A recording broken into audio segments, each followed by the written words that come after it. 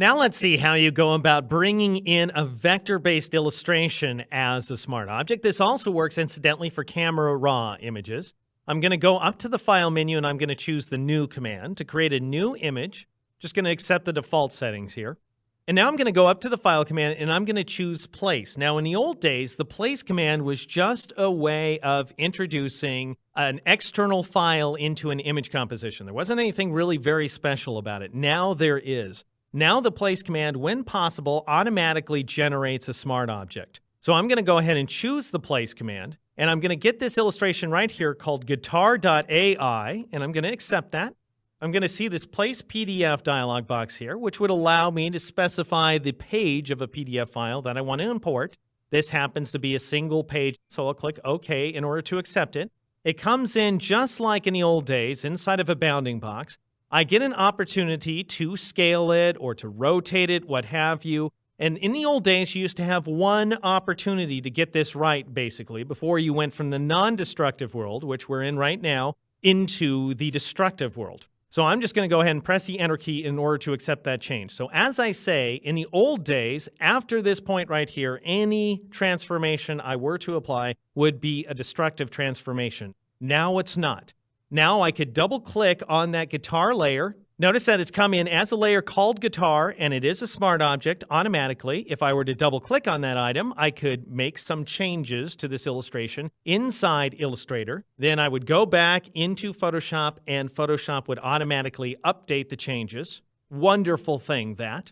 Or I'll just go ahead and show you transformations here. I'll just retransform this guitar. I could make it much, much smaller. Or I could make it much, much, much, much larger if I want to. I'll go ahead and do this from the options bar and change it to something like 600%. I'll press the Enter key or the Return key on the Mac in order to accept my transformation, and notice how smooth this modification is. Photoshop has gone back to the original Illustrator file and applied my transformations to it. Now, I told you that this also works with Camera Raw. If you place a Camera Raw image and double-click on its smart object, you will get back your original Camera Raw settings. You'll be able to modify them to your heart's content. Finally, the thing I want to show you, in addition to smart objects facilitating transformations, non-destructive transformations, it turns out you have a new kind of transformation inside of Photoshop. And I'm going to switch to this can image to show that off to you.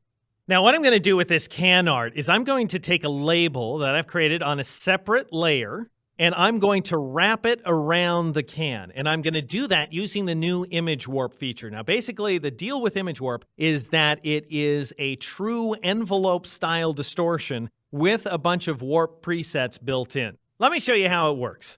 I'm going to select my label layer to make sure that it's active. Then I'm going to go up to the Edit menu. I'm going to choose Transform, and I'm going to choose Warp in order to enter the warp mode. And notice that Photoshop divides this image up into 9 pieces here, and you can actually move these pieces. You can just drag them in order to apply a freeform distortion. I'm going to go ahead and undo that modification there, because instead I'm going to apply one of the distortion presets. I'm going to go up to the Warp pop-up menu, and I'm going to choose Arch. Now notice that the arch is bending the wrong direction. That's okay, no problems there. It happens to be the right distortion for this effect, for a cylindrical distortion. And I'm going to change the bend value from a positive value to a negative value, specifically negative 35%. Now let's say you also want to apply another kind of transformation. As long as you're inside the transform mode, you figure you might as well go ahead and scale this item too.